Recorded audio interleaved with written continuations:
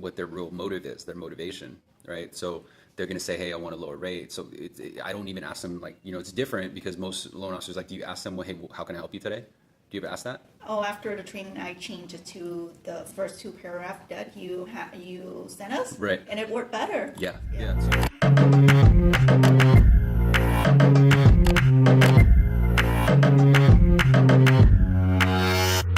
What you've gathered from my content so far, and what what you found useful, or how it's helping you. You mentioned there's a few things that did help you right now. Yes.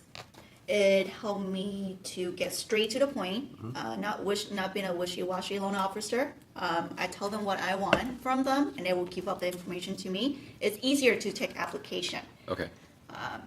Not helpful is I couldn't sell them because I don't take my time to build report. Sure. Like report in my way is that I talk about the family, the kid, a little bit more than just their financial, what we're trying to do about the mortgage, Sure. And I feel less confident because I don't know enough about them. Okay. Cool.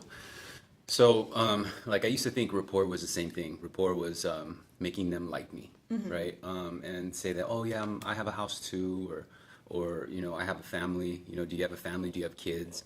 And what happened when I used to open it up this way? This is before I had kids, right? I'd say, I used to kind of want to feel like I was in their shoes because I believed that that was rapport. But what I had found out was that rapport is actually just them having confidence in you. Does that make sense? Where their perception of you is their rapport. And so, like, I'll talk about two different things, which are authority and trust. And when you're able to capture authority and trust, that in itself is rapport, because you're driving them, right? They're following you, and because you're influencing them in that way, that's ultimately the rapport that you want. And so sometimes I'll make jokes about it, like, hey, I got kids in soccer. Do you have kids in soccer? Because stereotypically, that's what we believe is rapport, right? When in all reality, when it comes down to kind of the initial conversation, there's only one thing on their mind, and it's to whether or not you're wasting their time, right? And there's a time to build rapport, but there's also a different way to do it. And so, like instead of saying, oh yeah, I own a home too, how I would verse it or wordplay is from homeowner to homeowner, what I would do, that's my way of saying, hey, I'm a homeowner also, right? But I'm using it in a way where we feel like we're one. So now I'm gaining trust that way, right? Like, okay, cool, this guy's a homeowner too. Technically, he would do something like that, right? So, so it sounds like that I don't know if you're implementing the script, or it sounds like it's helped you with controlling the conversation. So you're driving the original conversation, right? But now it's about, well, what do we fill in between, right? Like, okay, so what do I talk about? And what what I found to be most useful is that if you find out ultimately what their motive is, right? Like everyone, and I don't mean by lower the rate, because anytime that we ask them what their goal is, they're going to say that I just want to lower my rate, right? And their true motive is why do they need the savings? And so if you can pinpoint on that, you'll be able to kind of just hone in and focus on what results they need while giving them the impression, oh wait, let me make sure I can help you first, right? Because they like that you're efficient and you sound professional, that's going to build rapport. They're going to like you, right? So if you've ever been to like a service, or not service, but like a restaurant, or maybe even a business, it could be like a retail store, and you're standing in line for this one thing, and you just kind of getting impatient. Someone say, hey, I can help you. Come over here. I'll save you some time, right? Immediately you're like, oh man, thank you. I like this person, right? It's because you're not required to go down what you believe is going to be a grind or time consuming or tedious. Or sometimes when you're making an order and they're like, oh, why don't you order this? You'll save $5 and then I'll just add in, right? And you're just like, oh yeah, cool, thank you. That's inside information. And that's rapport, right? And this is why we'll tip the waiter a little bit extra, because man, that was really cool of them. That's rapport. And so I guess what I'm getting at is, and the reason why I asked you about your consent is because it sounds like when you transition, so when you go from a pitch then to hear back from them on the yes, right, to do the consent, give you your steps. And so I personally have found that the agents that I've studied, as well as my own experience, they'll use the consent in two different ways. Consent is to gauge of how much control they have with that person before they transition. Meaning like, okay, I'm going to go ahead and I'm going to send you consent. Can you do that right now? Okay, do it, because it's a form of giving them instruction. Like they're following advice, and then the LO will say to themselves, okay, well, he followed my direction. I'm going to go ahead and present to him. That's one way that I've seen other agents do, but it just depends on how you mount up your on how you transition from your conversation to your sales pitch, right? So in my personal experience, I'll always leave the first conversation after I gather the nuts and bolts, after I do the application and find out what their true motive is. I'll say, hey, you know what? I have an idea, but let me just run it by my manager first. And if he approves it, I'm going to go and release it. And I should have his answer back by about 6 o'clock. Okay. I do need your consent before I release the documents first. Is your wife going to be there? Or is your husband going to be there too? Because I need their consent also. And then ultimately what happens is you're using your consent now as a reason as to get all decision makers at the table. Because one of the reasons why they go ghost on you or they don't do something is because someone is influencing them to not do it, right? Whether it's themselves or it's a spouse. And what I found is most of the time it's because it's a spouse, or it's because there's a question that just wasn't answered, right? And so it'll make sense when you transition to it. So your first conversation should end up with anticipating the second call. And they don't believe it's a pitch. They believe it's just simple consent and whether or not your manager gave the approval. Does that make sense? So right now, like, how are you setting up your second call? Like, we just completed our first conversation. What do you say to me now? You know, I have been trained to be a one-call closer, and I know you trying to gear toward two-time closer. Sure.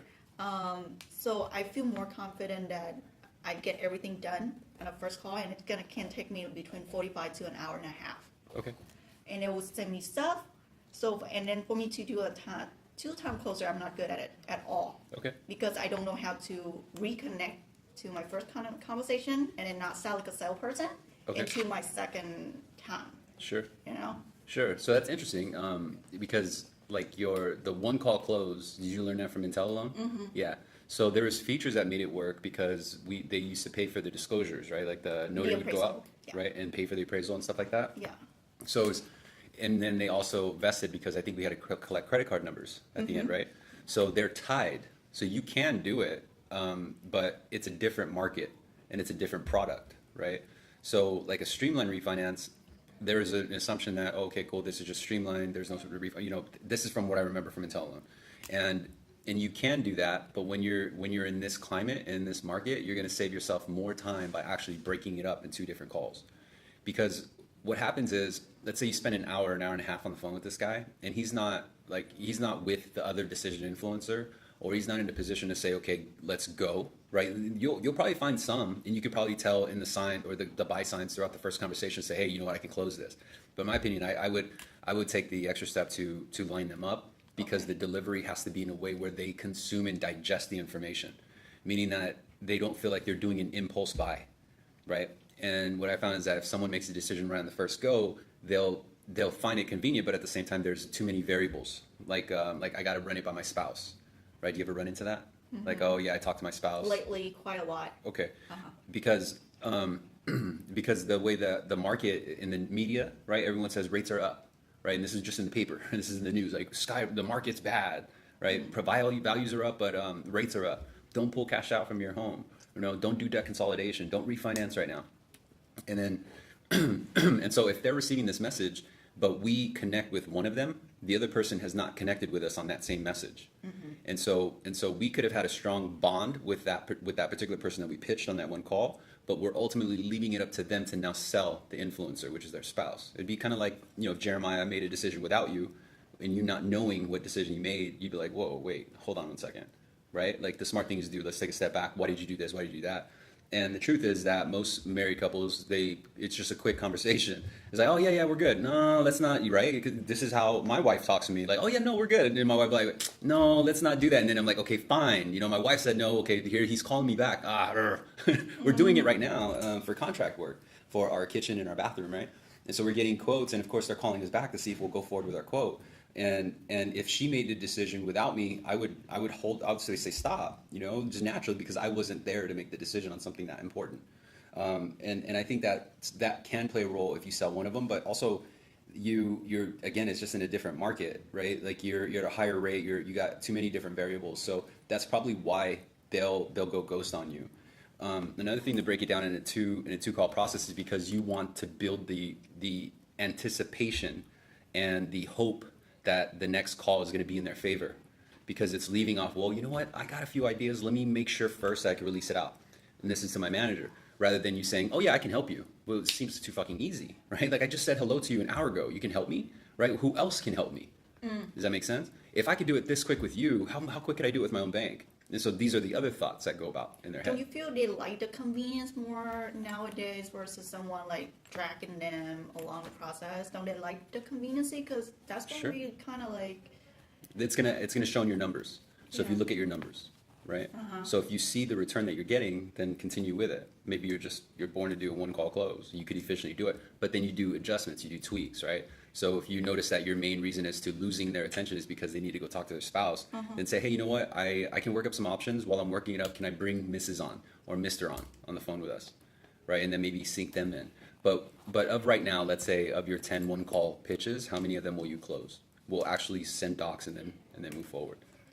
Speaking of this month, I have 3. One called me back and said he got cancer, and one said that her house, her investment properties fell out of escrow, and that could affect the DTI of getting them cash out with me. Okay. And the other one is she's work from home, does not have a fax machine nor a scanner.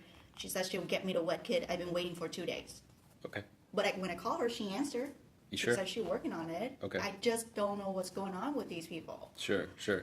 I would say maybe make it harder for them to get, like it's an exception, because then you get to relay the message of urgency, right? So but you're blaming it on something. Like usually what we'll do is blaming it on the market, but everyone blames it on the market, right? Oh, the rates are going to go high. Like, I heard this before. I've refinanced a few times. That's what the last loan officer said, and we don't want them to go on that impulse. But it's easier to influence urgency if I said, hey, you know what? I was sending this out. I got an idea. I want to run it by you. This is my idea. Okay, well, what I can do is I can reserve it for you, but I can't give it to you because you're not validated yet. I need your documents first. If I can confirm your ability to proceed, then my manager will allow me to go ahead and lock in this loan. So depending on that conversation, then I don't release it until I get the documents, right? So they gave consent, or maybe I'll say, okay, well, let me get your documents first, and then I'll send out the disclosures, because I need leverage. I need that carrot. Right, and so if I give them their disclosures, I give them their lock. What's their incentive to give me their documents? Right, like they feel that they already have it. Like, okay, well, I already got the answer. I can get it easily if I spend an hour with this company. Does that make sense? So I guess it's a little bit more kind of just empathy and showing on their side. Now people calling you back for reasons of, okay, I have cancer. That's horrible. Hopefully they're not just making that up. But at the end of the day, those things may happen, right? And then people who just lag, like the urgency just needs to be set up in a different way. So if you could tell a person who is going to take a long time because they don't know their information, right? You could tell if they're organized people or not. Oddly enough, you could just tell by their credit report, right? So if they have a lot of debt and they're behind, you could just envision their office. It's just a bunch of papers everywhere, right? Rather than someone who actually manages their FICO score, knows their credit, knows their debts. You could tell from their job title, how they operate.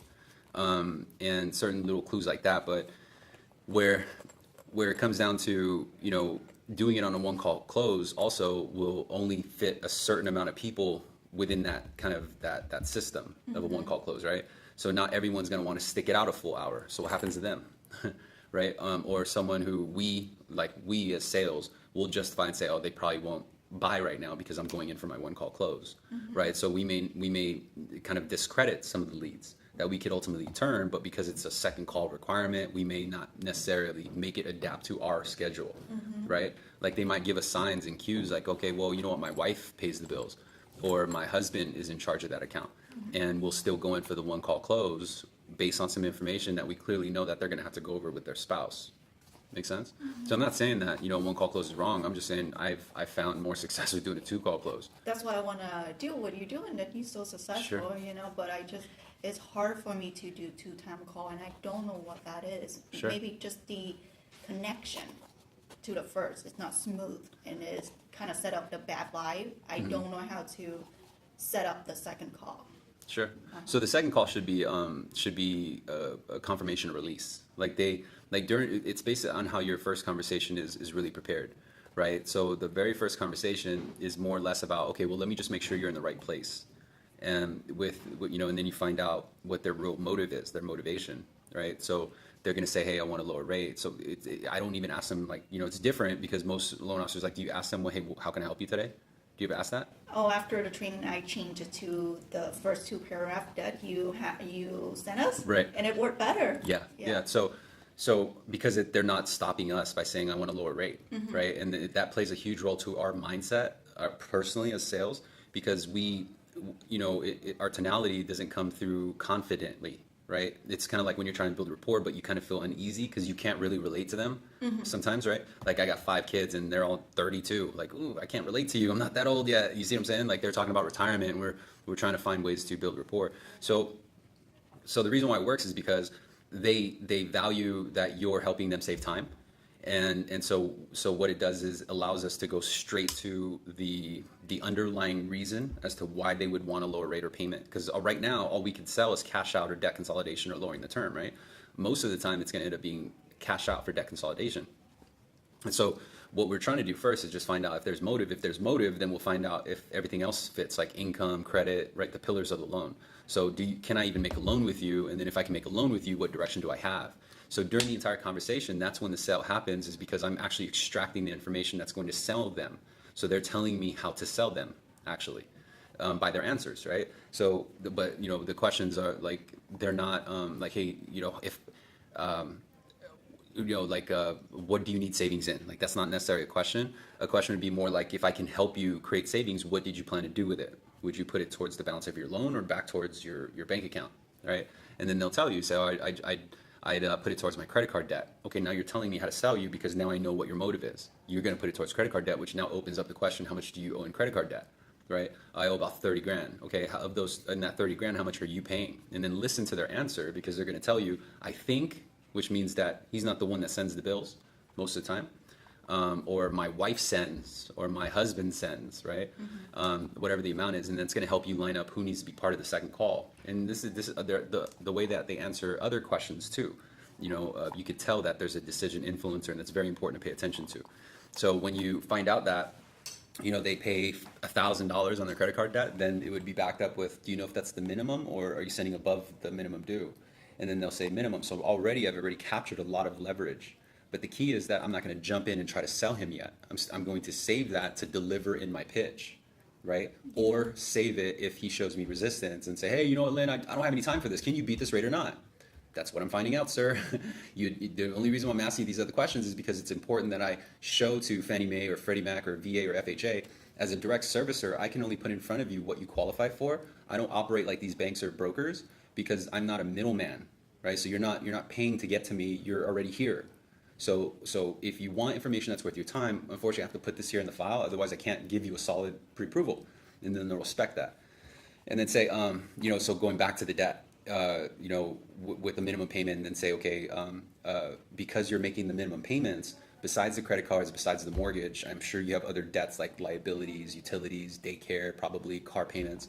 After all that's paid, do you know how much you have left for yourself, right, of your net income? And then typically they'll say, oh yeah, I got $3,000 or $2,000. And then you ask them, okay, great, what are you doing with that extra money?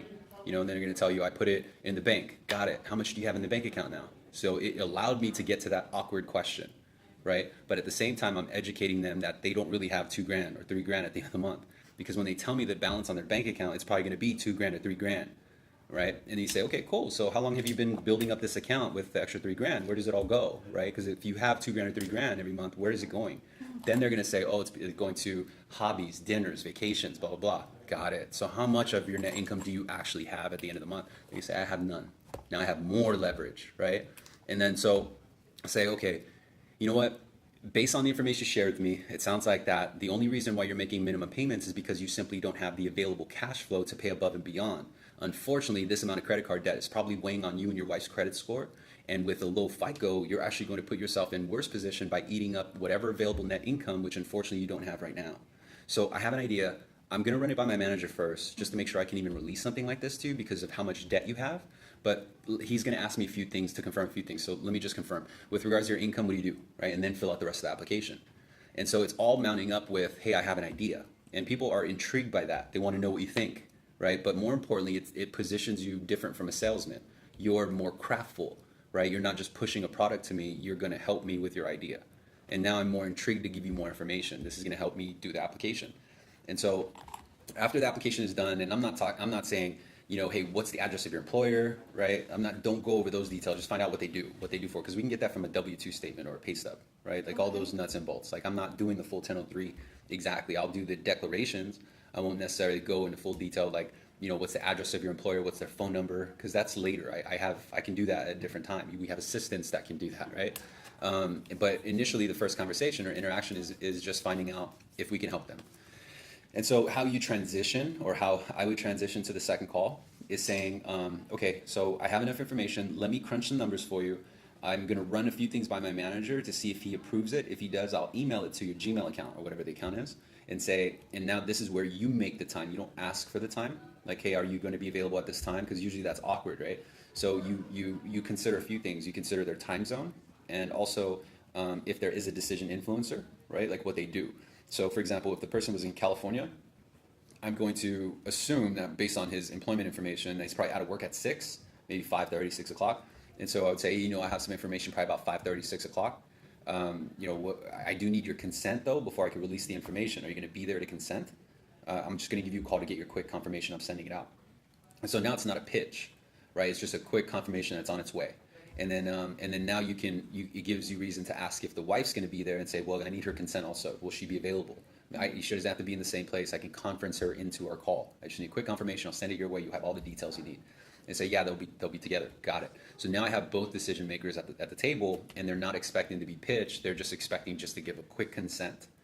And so that's how the first conversation leaves, right? And so not everyone's going to be at 6 o'clock. Sometimes you're going to have to get creative and say, okay, what time do you take your lunch? I'll see if I can get the answer from my manager at your lunchtime. All right. And so if I call you at your lunch, then I can conference call your wife at lunch also, or however that works out. Right. Mm-hmm. So just be considerate of the influencer, because the last thing you want to do is spend an hour pitching him, selling him, and then relying on him to sell the spouse. All right. The spouse will be the sole reason or excuse as to why they don't go forward, because sometimes it's not their spouse. Sometimes they're just blaming it on their spouse because they're not man enough to tell you, I don't want to do it. Right. But if you eliminate that decision, or you make a connection with the spouse, then they become your cheerleader when you get off the phone, right? Like, oh man, I really like Lynn. Oh, Lynn's really good. She pointed out all the details, and it's because it was the husband that gave you all the information in the first call to begin with, but the wife now loves you, right? It's like, man, she hit every single note, like everything that we talked about, she addressed. I like her, right? Now that's the motivation you want to leave with. So even if he was like, oh yeah, I'm gonna go get these other quotes, yeah, well, I like Lynn, right? You want one of them to be on you. So, so the transition is not to be expected to be as a pitch call, right? Where sometimes, like the since you didn't really do a 2-call pitch, like you might set it up as, okay, I'll have options for you at about 4 o'clock, 5 o'clock, or sometimes I hear I'll have options in an hour or 2 hours, right? And ultimately, what that screams out is, hey, I can pitch you in an hour or 2 hours. That's when it's a trigger that when they hear options, which is the reason why I don't present my pitch as, hey, I have options, grab a pen and paper, right? Or option 1, 4.99. Yeah, I don't go that way. It's opened up like this. It's saying, like, you're the prospect, right? Say, hey, Lynn, this is Daniel. I was getting ready to send out the information. I have it all buttoned up for you. But, my manager caught something. Or you say, hey, I found something, however you want to use it. And say, I want to run it by you first before I release it out, right? And say, this is what I was thinking, is that, here's my idea, is that you'd mentioned the very first call, and of course you confirmed both of them are there, right? So you'd mentioned the first call that it was important for you to create some sort of savings, because as of right now, you're only paying the minimum on the total 30 grand credit card debt you have. We had discussed on how severe it could have hit your credit report, and I actually confirmed that. As a matter of fact, your credit score has taken so much of a toll. The credit bureaus are commenting like this. They're saying that the balances to max credit limit ratio is too high. What that means is that they see your balance is maxed out. I can help you remove that. And then go a little bit deeper and further. It's saying by lowering the monthly payment and paying off these debts, they'll remove that comment, which will help improve your FICO score. But more importantly, your total payment or your outgo is $3 grand, and I can actually show you how to bring that down to $2,700, and also put X amount of money in your bank account. And the X amount is their payment deferral, escrow refund, along with the payment on the mortgage and the debt. Mm-hmm. Does that make sense? Because there's 1 month they're not making that payment. And saying I'll be able to put, instead of saying like $6 grand, I'll say I'll be able to put 3 months of living expenses in your bank account. It's just a different way to say it, right? So I'll put 3 months of mortgage payments in your bank account. That's huge, rather than saying I'll give you $6,000, right? And then, so again, it's the wording, but when you open it up this way and say, hey, I had an idea, I just want to run it by you real quick, the reason why it works is because they absorb the full message. They're not guarding themselves for the message. And when you illustrate that they have this particular pain and they need this result, that's what influences urgency, is because they know that you have their solution and all they have to do is this. But more importantly, they know that they're going to lose that solution if they don't move within that 24-hour reservation. Does that make sense? And because the both spouses are there at the time of pitch, you can hear them both out. And if one of them gives a tone of like, okay, well, let me think about it, and say, hey, you know what, I know that this is a lot of information. So what I want to do is confirm, as of right here, as of these numbers that I discussed, what is confusing? And this is their way of getting it out. Say, oh, well, I just don't understand this, but this is your time to address any objection. Most of the time, though, when you do it correct or when you do it effectively, and it's going to take some time, right? They usually don't ask you for the rate. They'll choose a payment. And so you're transitioning from, like, when you open it up and say, hey, you mentioned it was important to create these savings, to pay down the credit card debts. I could show you how to improve your FICO. I could show you how to save $300 a month, put 3 months in your bank account. And ultimately what that will do is it'll take your total payment from here to here. So here's your payment with no lender fee, and here's your payment with no closing costs, right? So it's 2 payments. So one payment is determining, let's say, $3,600 in lender credit, but I don't say that, right? I say this payment has no closing costs. This payment has no lender fee. Which one would you prefer? Now they choose, right? Knowing that they can take both of them. But when they experience it and they make the decision internally, like, oh, I like the one with no costs. They bought it.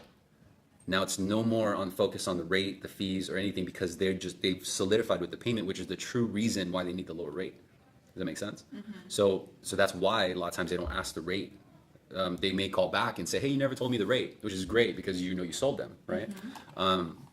But then when they choose the payment, you'd say, you know what, I thought you'd say that, which is actually what I'm going to go ahead and release to you. But here's the thing is that because I haven't confirmed that your ability to proceed, or I can't confirm that you can even start this process yet, there's a few things that I need to validate first, which you have an assistant, right?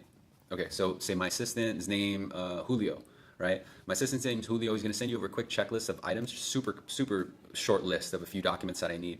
It's only going to take me a few minutes to validate it. Once I validate, I can start the process. We can have an appraiser out there by this weekend or by next weekend. So the thing is, though, that the reservation expires within 24 hours. My manager's not going to allow me to keep it longer than that until I confirm you're eligible to proceed.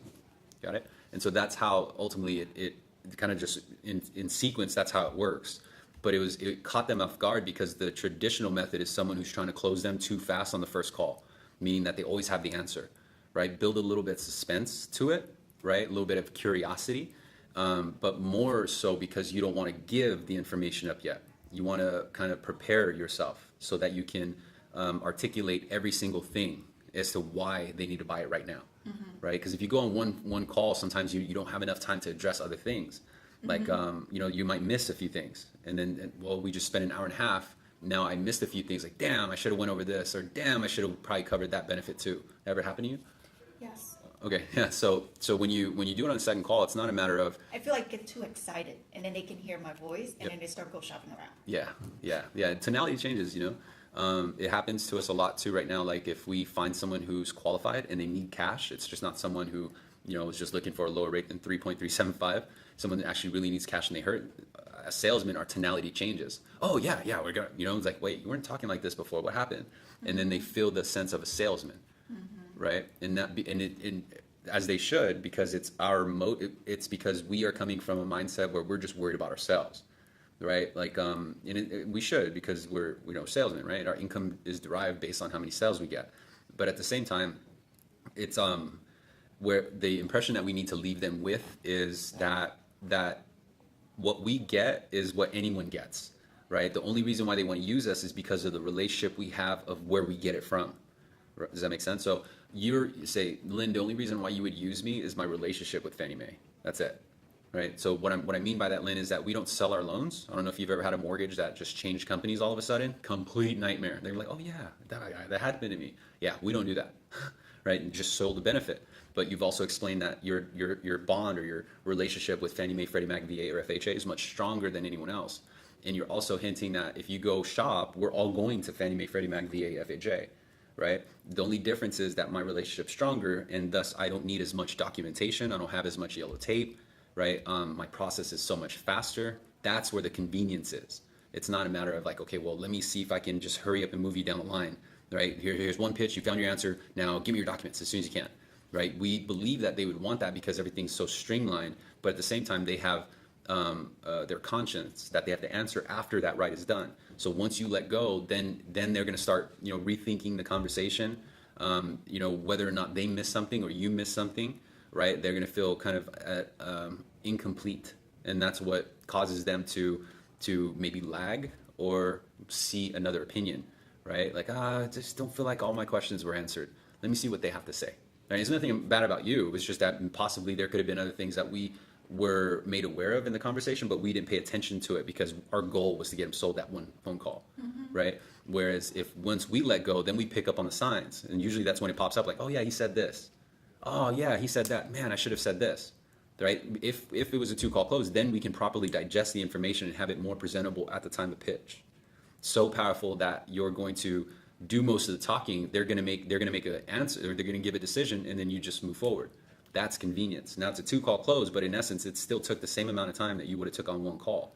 It's just broken up into 2 different pieces. So the first call never lasts longer than 20 minutes, about half an hour. And then the second call shouldn't last any longer than 20 minutes or half an hour as well, right? But first conversation, we're trained in a way where if we tire them out, right? It's not necessarily tiring them out. It's a matter of making that connection. And now in a society where you can literally order something with a 1-click buy on Amazon, have it at your doorstep in 24 hours, right? People want the automation, but at the same time, they appreciate the bullet points that you're hitting. So instead of saying, when they talk to their spouse, hey, I talked to this loan officer from New American Funding. They said that could lower our rate and payment. Well, what did they say the rate was? Oh, I forgot. Oh, no, don't refinance. The rates are up, right? Because they never asked the rate. But at the same time, let's say they did say, oh yeah, she said it like 4.5, but it's completely free. 4.5, right? Like, well, we got 3.65. Yeah, but she said she's saving us 600. Yeah, but 4.5. And then so this is the conversation that's happening after you're gone.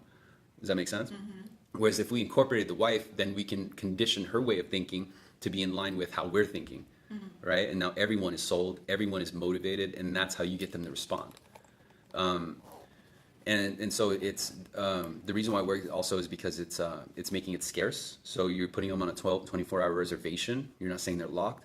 You can still do your lock script and then confirm on the script and say, hey, you know what, because this call is recorded, I do need to confirm with you again, this is not official until I validate your ability to proceed. You need to demonstrate you qualify for this term and these benefits. And then they'll say, yes, I understand. Okay, what time tomorrow can we expect those few items from you, right? It's only gonna be like a pay stub, W-2. You're just looking at the cert real quick. It seems to be super easy. What time tomorrow do you think you can get it? And again, you're on a recorded call, right? Say, I can get it tomorrow by 6 o'clock. Okay, great. Thank you very much. Let me go ahead and end the recording. Now they kind of feel committed. Like I'm recorded, and then I'm gonna have it by tomorrow. Now it becomes a project. Now it becomes like homework. So they're gonna take a little bit more credibility as to just getting an email from your assistant saying, hey, Lynn needs these things. You see what I'm saying? So it's really kind of just how you relay the value. I think that will really help with how you drive it. But I know the difficulty of doing something that's foreign and it's different because you're instinctively going to want to go back to your older ways, right? You'll be like, man, I got this. I can just sell them right now. I feel a good vibe, right? But like I said, it's just going to take some practice, So with that information, what doesn't make sense or kind of, doesn't answer a question? No, it answered all my questions. Just like what you just said right there, we gravitate towards something what we know best, right? And we fail to explore other options that might work better. So I'm going to go home, listen to this conversation, and try to put my style into this. And hopefully it's going to work out. Because I want to close more loans. Yeah, in that urgency training, you were in that urgency training, right?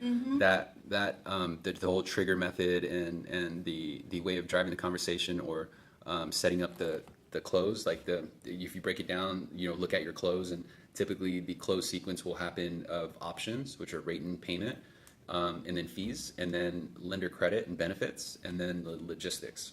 Right. So if that's your current cycle right now, regardless if it's a 1-call close or a 2-call close, it's important also to move the price and the rate and fees to the very end and hit them with benefits first, right? Like the solution, this is what it's going to solve, and because it becomes your idea, it's no longer an option, right? Like, hey, I had an idea, I want to get your feedback real quick. My idea is this. What are your thoughts on if we were to remove yourself from all this debt, create this much cash flow, put this much back in your bank account, help increase your FICO, help build your position to retire 15 years sooner?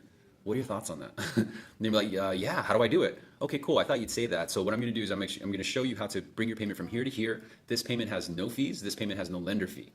Right? And then you're like, oh, okay, cool. Well, let me take that payment. Got it. Okay, I'm going to go and release it for, right? So you're just driving them down the line still. But they made their decision how they should make their decision, and it's based on creating the cash flow. We're not letting the rate or fees blind them or tarnish their decision making. Does that make sense? Yeah. Yeah. So yeah, it'll probably take some practice to do it because it's different, right? I would say that probably what will help you is just make it seem like you aren't able to give them any information because you have this grand idea that you need to make sure that you can even offer it first. And so that will kind of take away the pressure of them saying, well, what can you get me? Oh, I have a few ideas, right? I just need to confirm. So, well, what's your idea, Lynn? Well, the idea that I have is to help you create enough cash flow to pay off all the credit card debt to put 6 months of, and then you go through those benefits. Oh, okay, cool. Yeah, we'll go see if your idea works. They can't combat that because you've already prepared yourself with the right leverage. So if any resistance comes, you're prepared, right? You kind of have them in the palm of your hand, right? Rather than just doing a quick offer. So hopefully that helps. Yeah, and just one more quick comment is for the past 3 weeks, I have been doubting myself because I sit around a lot of, good loan officer and I hear the way they pitch. So I try to copy them, but I guess it didn't translate. And I try to go back to my way and it's not working out too because I'm not getting docs back. Yep. So take it away from you. Take it away from you. Like don't think it's about you, right? Because that will mess you up, and you'll start blaming yourself because you think it's all about you, right? What I mean by don't make it you is make it about the prospect. That's how you build rapport, right? So the key thing is that they don't know you, they don't know the process, they don't know what you're about to say. But if what we do, we know what we should gather, what we have as far as options go, and it's at our discretion and our choice on how we present it, right? So our motive right now is like imagine if your mom or your dad or your family member referred their best friend to you. How would you talk to them? In a completely different way than a salesman, right? Like, yeah, let me see if I can help you first, okay?